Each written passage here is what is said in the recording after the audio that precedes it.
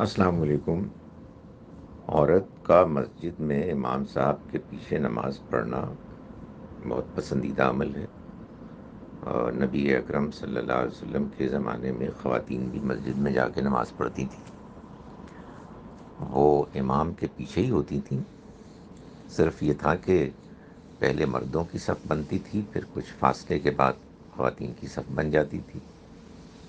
ایک ہی سپیس میں، ایک ہی ہال میں سب کھڑے ہوتے تھے۔ یہ اکثر اب مسلمانوں کے یہاں نہیں رہا، لیکن کہیں کہیں یہ ہوتا ہے، اور اللہ نے اس کہیے طریقے کو، سنت کو زندہ رکھنے کے لیے بیت اللہ، خانہ کعبہ، مسجد حرام میں تو آج بھی یہی صورت ہوتی ہے۔ تاہم کوئی حرج نہیں ہے کہ اگر خواتین کے لیے الگ سے ایسا سیکشن بنا دیا جائے کہ جس میں وہ کمفرٹیبل ہوں، تو یہ بھی جائز ہے۔